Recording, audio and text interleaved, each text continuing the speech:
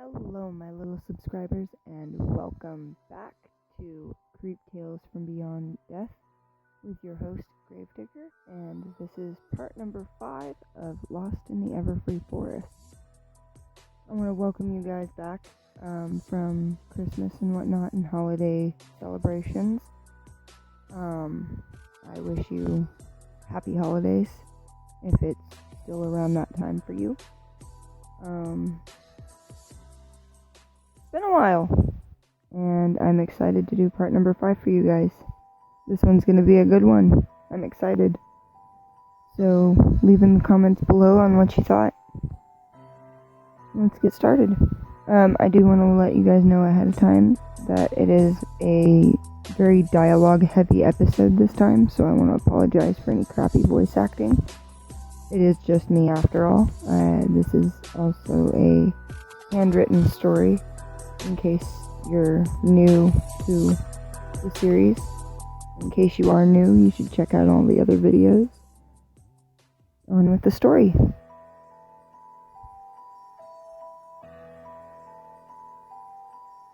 As the door shuts, I begin to break down.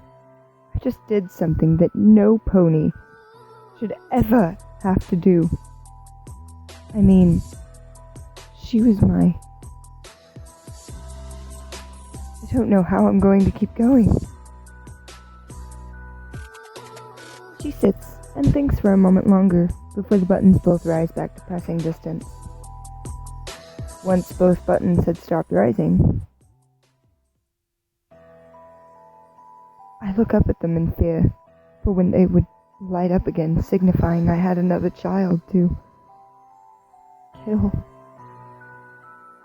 To sign their life away with only the single press of a button. What kind of sick game are they setting up for me? What more could you do to a pony? Well, she was about to find out.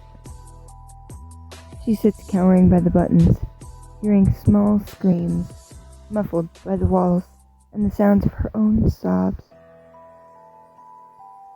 Well, now that you've had a nice meal, a comfortable nap, and a very pleasant company, shall we? Shall we what? Oh, come now. We both know you have some sort of brain up there. I'm sure you know. Maybe so. But I want to know what I'm getting into. What are we responsible for? Oh, have you gone and figured out my secret?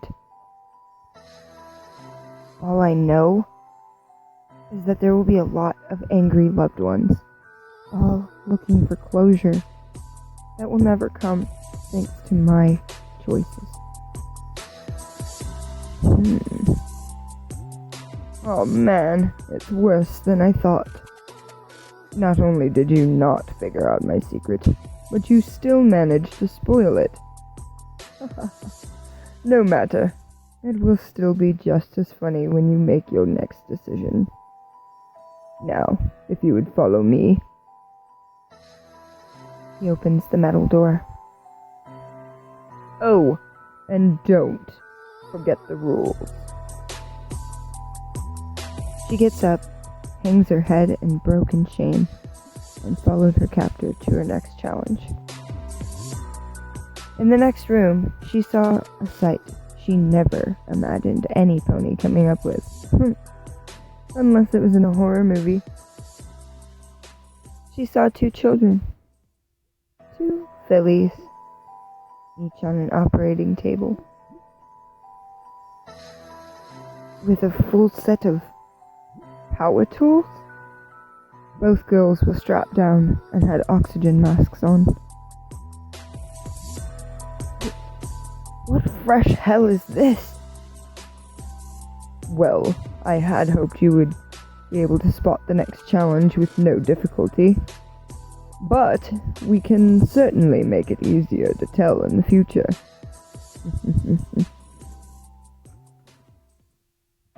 In this challenge, you will be expected to operate on both of these lovely individuals.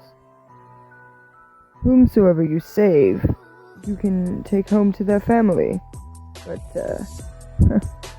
lucky for me, we both also know that you have no medical experience. And about the time he stopped his sentence, both girls awoke. Oh yes, that reminds me, and you'll be doing this while they're awake. They also know you'd have no idea how to operate, so,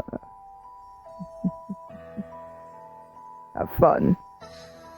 Everything is, in the file.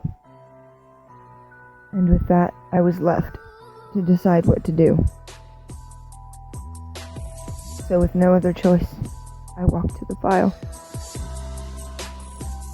Okay, sunshine. Wait. There's only one pony who's ever addressed me by that name. But it can't be.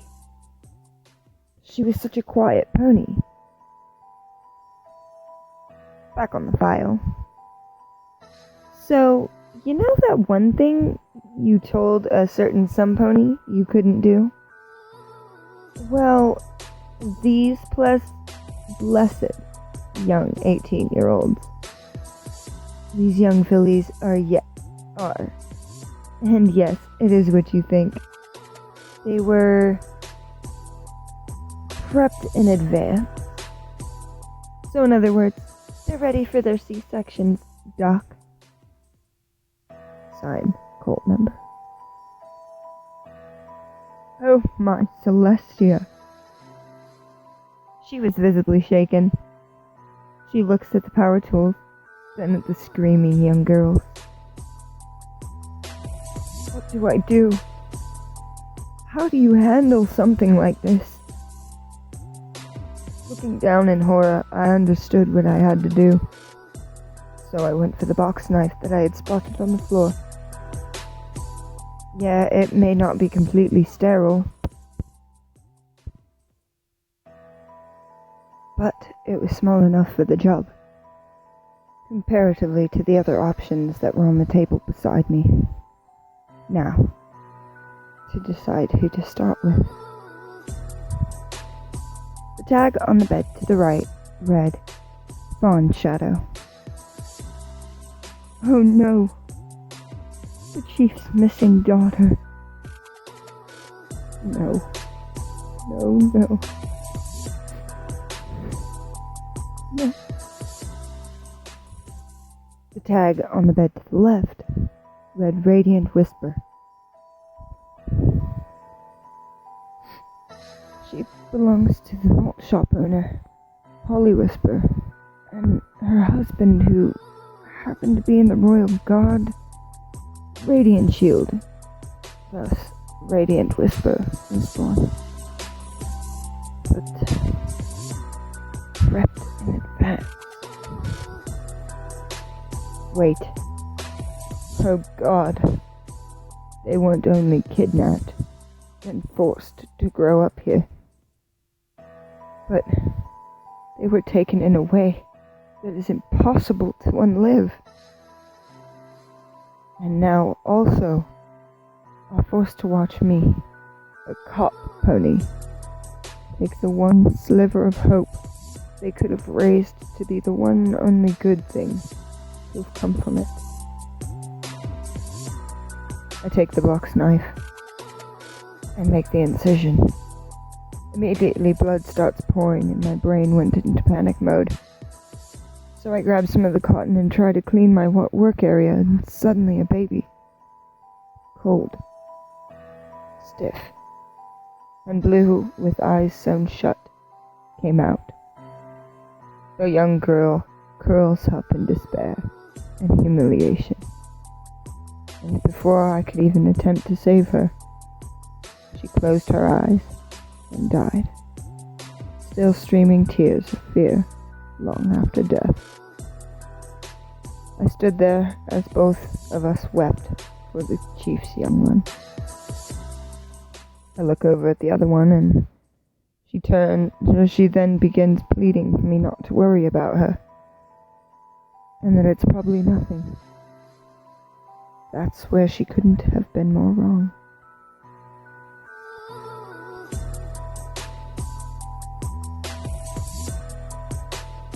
Lost in the Everfree, Part 2. All the Dead Children.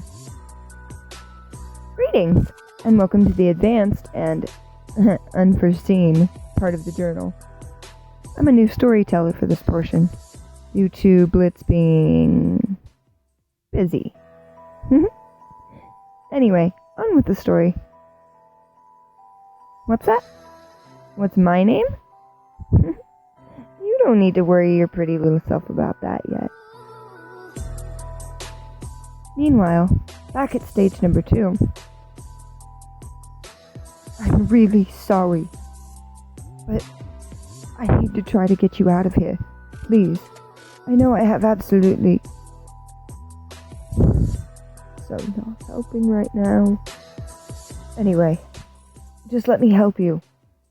Do you really want to keep that inside you?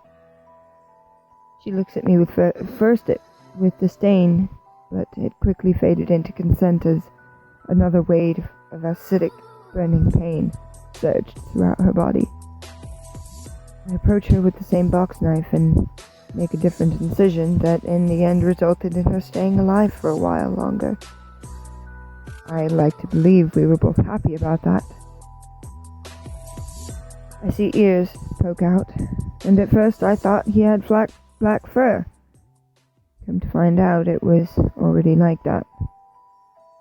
When its head was visible, it had no eyes, just empty sockets with green, transparent slime dripping from them and oozing from its charred-looking skin. I pull the rest of the corpse out gently, only to realize that the rapid breathing and the rise and fall to indicate life were both gone, and I was once again left with only my tears, sobs, and that maniacal laughter of my captors to bring me solace. But there I sit, 4 dead bodies left in my wake. But what could I have done? I was soon after blindfolded and led into an underground bunker / living quarters, where I presume my downtime will be spent. I highly doubt that I'll get any form of sleep in this place, unless I involuntarily pass out from exhaustion. Sorry, I'm a bit tired. So, I will use that time to think of ways to cope with my guilt. Meanwhile, with the children at the grave pit, I took the liberty of doing some interviewing, and only a handful were willing to say anything. I'll go through their names and ages as we go on.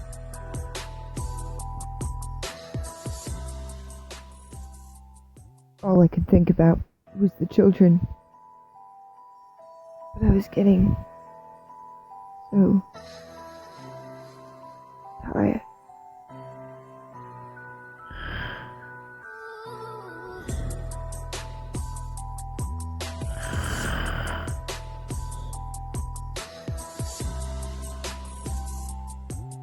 She finally dozed off, and while that was happening, I was doing interviews of the 8 kids who came forward to me. There was number 1, Candy Trap. She is female, 12, and has been with us 6 years. So, you've said you've been here for about 6 years, and your age is 12, is that right? Yeah, that's right, miss. We don't care for it much, though. Oh? Do tell why that is, little one. It's nothing on Mom, Pop, but why do a lot of us got to die? It's just I don't understand, is all, miss. Yes, Of course, child. I can imagine it's hard for the young like yourself. It would be hard to understand a higher power. Yes. Well, go and play. Play? This?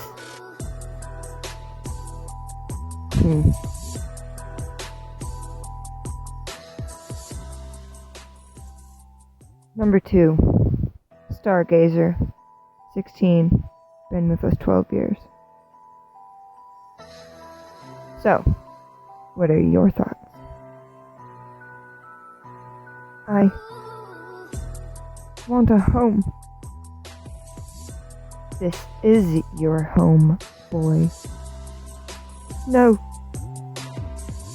I remember, okay? Oh my god.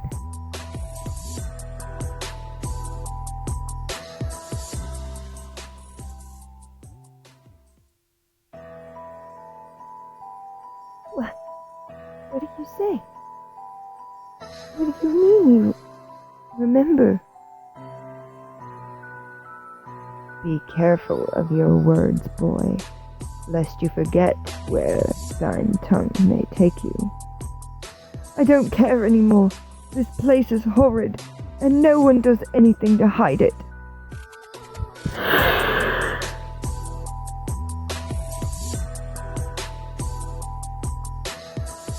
I had to do what was best for all of you. And that is all we have time for, I'm afraid. But it was great to be back with you guys, and I will hopefully have part 6 out for all of you guys soon. I hope you enjoyed. Like, subscribe, and if you have anything to say, please feel free to leave a comment. Have a good one, guys.